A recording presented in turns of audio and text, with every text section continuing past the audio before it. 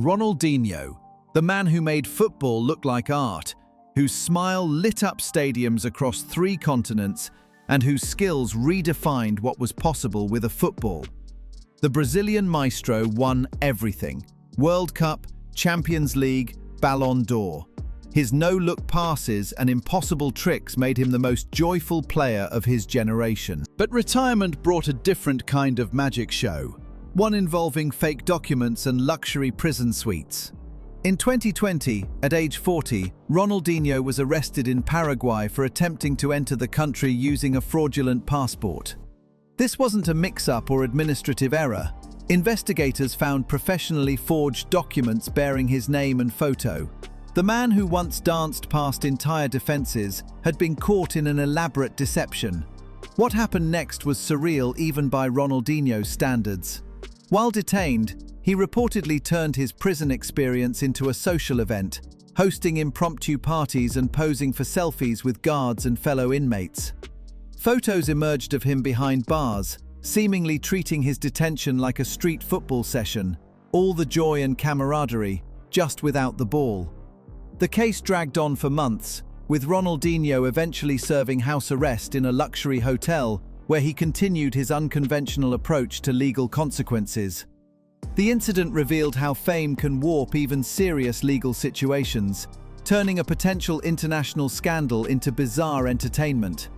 For someone who spent his career making the impossible look effortless, this was perhaps his strangest performance yet, though one that left fans questioning what had happened to their beloved football magician. Adriano, the Emperor of Inter Milan. A striker so powerful that defenders looked like children trying to stop a freight train. His left foot was a weapon that terrorized Serie A, and his partnership with Ronaldo made Brazil's attack virtually unstoppable during the mid-2000s. At his peak, he was arguably the most complete striker in world football. But behind the goals and celebrations, Adriano was fighting a battle that would ultimately end his career prematurely. The turning point came with his father's passing in 2004. Adriano's world collapsed, and football, the thing that had given his life meaning, suddenly felt meaningless. He began struggling with depression and turned to alcohol as an escape from the grief that consumed him. His behavior became increasingly erratic. He would disappear from training for days, return out of shape, and his once lethal finishing became inconsistent. Inter Milan tried to support him, but Adriano's demons proved stronger than any defensive line he'd faced. The situation reached its lowest point when he was linked to criminal elements in Rio de Janeiro's favelas. In 2014, prosecutors accused him of purchasing a motorcycle for a known criminal, raising serious questions about his associations. Even though judges dismissed these charges, the allegations painted a disturbing picture of how far his life had spiraled. Adriano later admitted that football had lost all meaning for him after his father's death. In his own words, his joy died with his father, and everything that followed was just going through the motions. What should have been a legendary career became a cautionary tale about grief, mental health, and the limits of sporting success.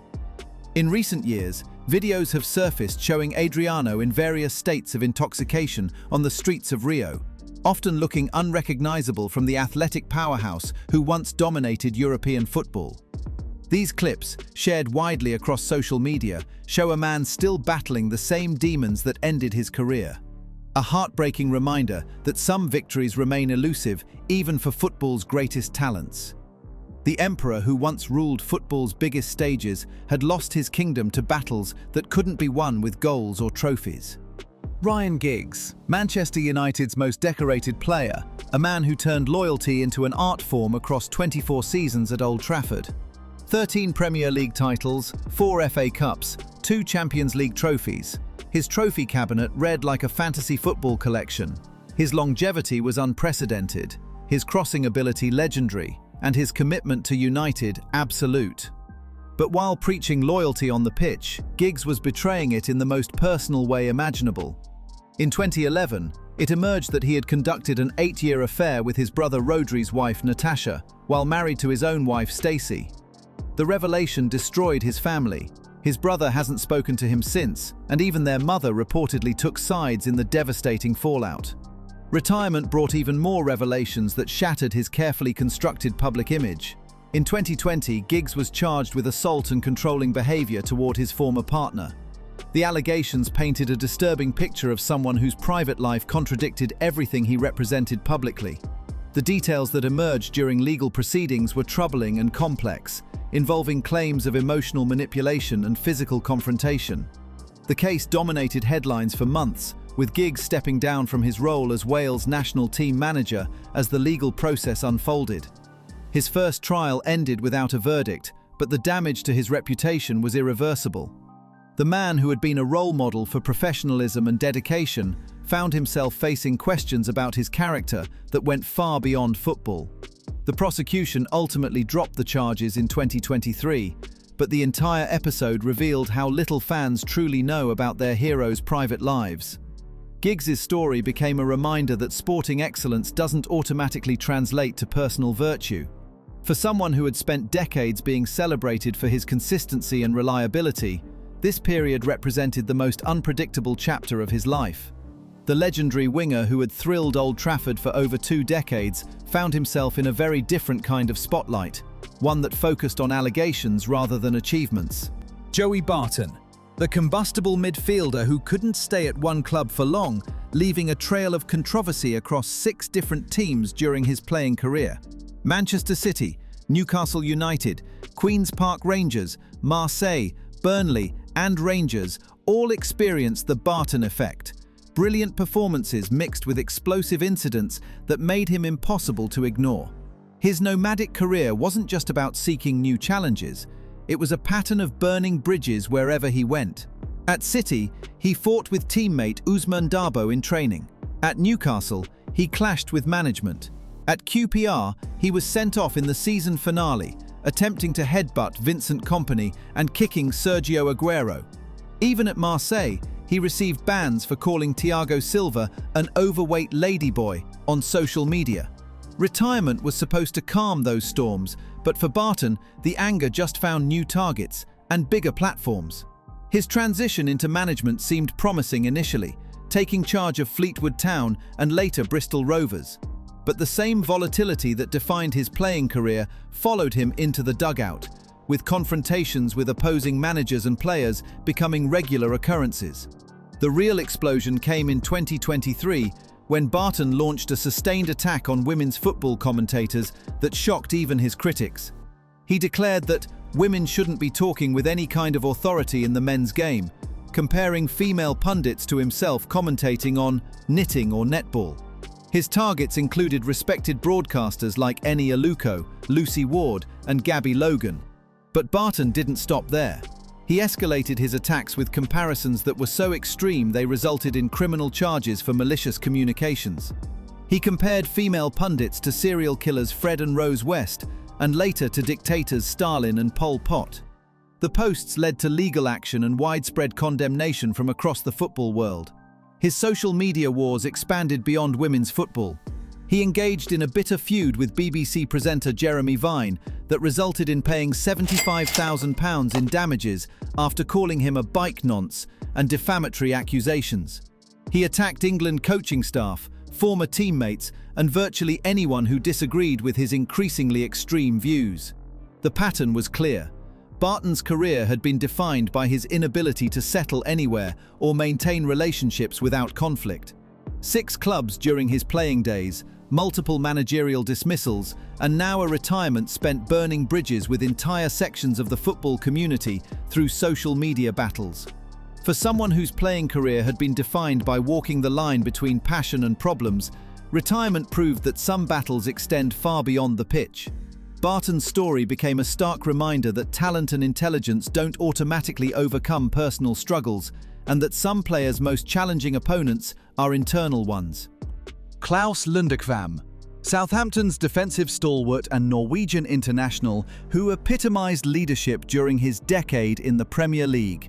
A centre-back who read the game brilliantly, organised defences with authority, and carried himself with the dignity expected of a club captain.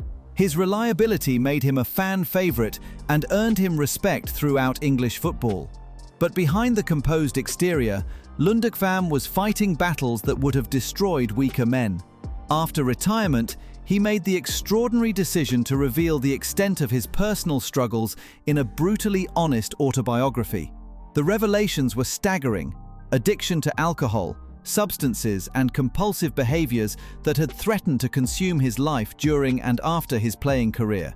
Even more shocking were his admissions about corruption within football. Lundekvam detailed how spot-fixing schemes operated, involving bets on seemingly minor incidents like first corners or throw-ins. He described being approached by individuals seeking to manipulate these markets, exposing a side of football that most fans had never considered. His mental health struggles intensified after retirement as the structure and purpose that football provided disappeared. Without the daily routine of training and matches, Lundekvam found himself lost in a world where his identity as a footballer no longer existed. The courage required to publicly detail these struggles was immense. Lundekvam's story became a powerful testament to the hidden battles many athletes face, and his willingness to speak openly about addiction and mental health helped break down stigmas that had long existed in football culture. His autobiography transformed him from a respected former player into an advocate for mental health awareness, proving that sometimes the greatest courage is shown not on the pitch, but in admitting when you need help. Dani Alves, Barcelona's attacking right-back who redefined his position, transforming from defender to creative force during the club's golden era. His overlapping runs, precise crosses, and telepathic understanding with Lionel Messi and the rest of the Barca team made them dominate European football. With over 40 major trophies, he's arguably the most successful player in football history. But in 2023, his legacy faced its greatest challenge when he was arrested in Barcelona on serious charges that sent shockwaves through the football world. The allegations stemmed from an incident involving a woman at a Barcelona nightclub on New Year's Eve 2022, leading to charges that would dominate headlines throughout 2023 and into 2024. The case became a global news story, with every development scrutinized by media worldwide. Dani Alves initially denied the allegations outright, but as the trial unfolded, his testimony changed several times. That shift in narrative deeply undermined his credibility. In February 2024, a Spanish court found him guilty and sentenced him to 4.5 years in prison. However, in March 2025, the Catalan High Court unanimously overturned the conviction, citing a series of gaps, inaccuracies, and inconsistencies in the accuser's statements, along with a lack of physical evidence. The judges ruled that Alves' right to the presumption of innocence had not been properly upheld and declared the original verdict unsafe. The case stirred debate about whether high-profile athletes face greater scrutiny, are being exploited by cynical individuals, or benefit from protective systems. Did his fame shield him, or just place him under a harsher spotlight? For someone whose career was filled with trophies and praise, this marked a far darker period, one where courtroom headlines eclipsed any football glory. Robinho, the Santos prodigy hailed as the next Pelé, whose silky skills and close ball control made him one of Brazil's most exciting prospects. His move to Real Madrid as a teenager captured global attention, and his flair for the spectacular made him a fan favorite wherever he played. At his peak, he combined Brazilian artistry with European sophistication. But away from the spotlight, Robinho's life took a dark turn that would ultimately overshadow his considerable footballing achievements. In 2017, an Italian court convicted him of participating in a serious assault against a woman at a Milan nightclub in 2013, while he was playing for AC Milan. The conviction carried a 9-year prison sentence, though Robinho was in Brazil at the time and couldn't be extradited due to Brazilian law. For years, he remained in Brazil, while the legal process continued through appeals. His attempts to restart his career were repeatedly derailed by the ongoing case, with clubs distancing themselves once details became public. The situation reached a turning point in 2024, when Brazilian authorities, under pressure from Italian prosecutors, ordered him to serve his sentence domestically. The decision marked a significant shift in how international justice cooperation handles such cases. Robinho's fall from grace became one of football's most dramatic cautionary tales. The player who had once been compared to Pelé found his legacy permanently tainted by events that occurred during what should have been the prime of his career.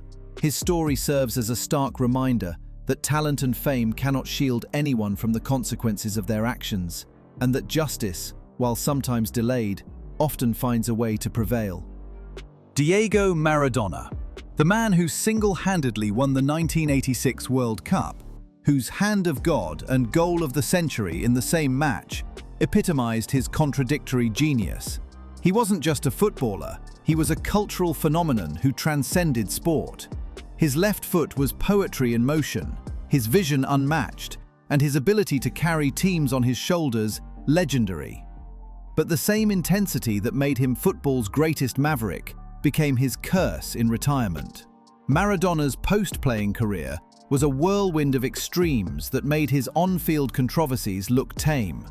His battles with substance abuse, which had begun during his playing days, escalated dramatically without the structure of professional football to contain them. The most shocking moment came during the 2018 World Cup, where Maradona was serving as an ambassador for FIFA.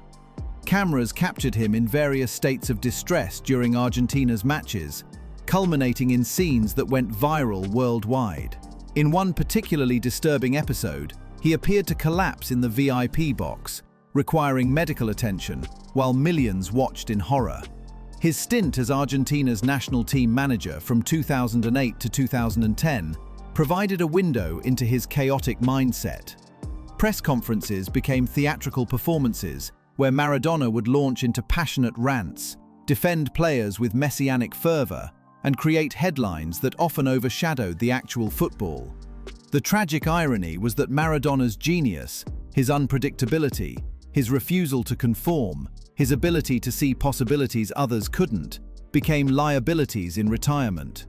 Without opponents to conquer or crowds to mesmerize, his energy turned inward, creating the very chaos that had once made him unstoppable.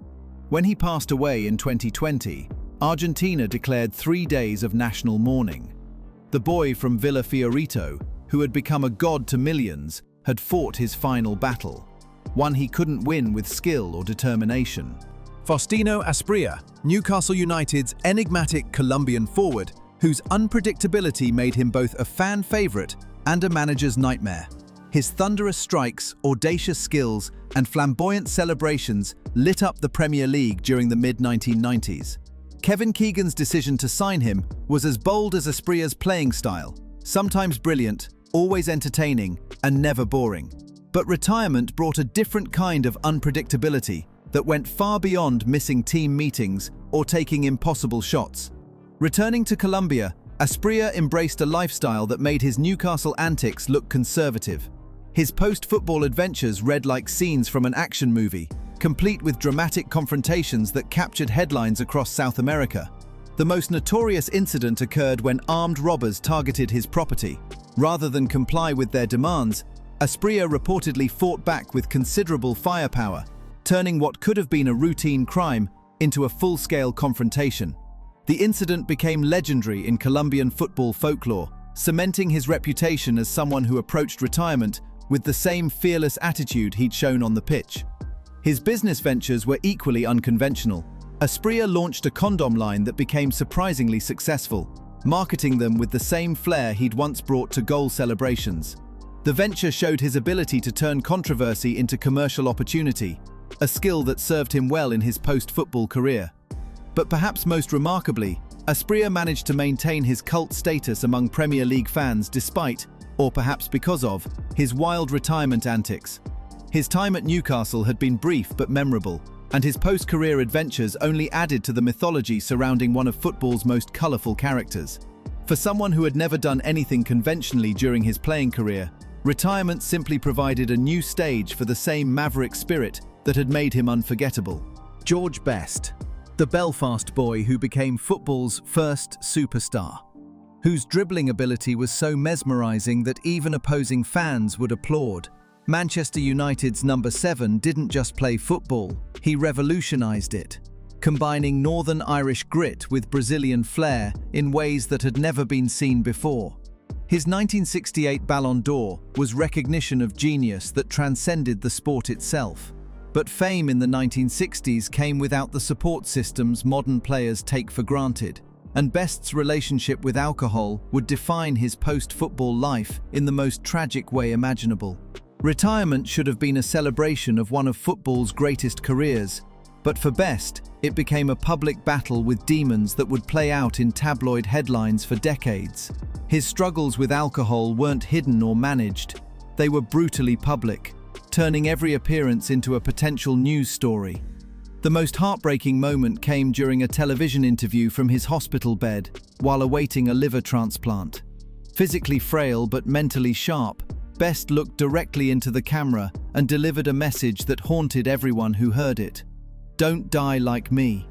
The warning came from someone who understood the cost of his choices but felt powerless to change them. His multiple attempts at sobriety were genuine, but ultimately unsuccessful. Each relapse was documented by a media that had once celebrated his brilliance, but now seemed fascinated by his decline. The man who had once danced past defenders with effortless grace was now struggling with battles that couldn't be won through skill or determination. Best's tragedy wasn't just personal. It represented football's failure to protect one of its greatest talents. He had given everything to the sport that made him famous, but when he needed support most, the systems weren't in place to help him transition from superstar to civilian. When he passed away in 2005, Northern Ireland mourned not just a footballer, but a symbol of unfulfilled potential. His funeral drew thousands who remembered not his struggles but his genius, a reminder that some players transcend their personal battles to remain forever beautiful in our memories. Paul Gascoigne, England's mercurial midfielder whose tears at the 1990 World Cup captured a nation's heart and whose skill with a football bordered on the supernatural. Gazza wasn't just talented, he was a force of nature who could change matches with moments of inspiration that seemed to come from nowhere. His ability to find space, create chances, and score spectacular goals made him one of England's greatest ever players. Gascoigne's post-career struggles were as public as they were painful. His battles with alcohol, mental health issues, and personal demons played out in front of everyone through the brutal English media. The incidents became increasingly surreal. There was the time he arrived at a police siege carrying a bucket of chicken and a fishing rod, genuinely believing he could help resolve the situation by offering food and conversation to the armed suspect. The image of England's former golden boy trying to negotiate a hostage situation became both tragic and symbolic of his disconnection from reality. His multiple rehabilitation attempts were followed obsessively by tabloid newspapers, each relapse treated as front-page news. The cycle of hope and disappointment became a cruel form of entertainment, with Gascoigne's pain transformed into public spectacle. But what made Gascoigne's story particularly heartbreaking was the genuine affection people still felt for him. Unlike other fallen stars who lost public sympathy, Gazza retained the love of fans who remembered his brilliance and recognized his struggles as illness rather than moral failing. His appearances on television shows and in documentaries revealed glimpses of the wit and warmth that had made him so beloved during his playing career. Between the chaos and controversy, moments of clarity would emerge where the real Paul Gascoigne, intelligent, funny, deeply caring, would shine through. Recent years have seen Gascoigne achieve periods of stability, working as a coach and occasionally appearing as a pundit. His journey continues to be one of recovery rather than resolution, a reminder that some battles are fought not for victory but for survival. These stories reveal an uncomfortable truth about football's biggest stars, that the same intensity and risk-taking that made them exceptional players sometimes manifested in destructive ways after retirement. The transition from stadium hero to private citizen proved more challenging than any opponent they'd faced during their careers. As fans, we invest emotionally in our heroes, often forgetting they're human beings with the same capacity for both triumph and failure as anyone else. These stories don't diminish their footballing achievements, but they do provide sobering reminders about the complexities of life after the final whistle. If you want to understand more about the hidden realities behind football's glamorous facade, make sure to subscribe, because the truth about our sporting heroes is always more complex than what the highlight reels suggest.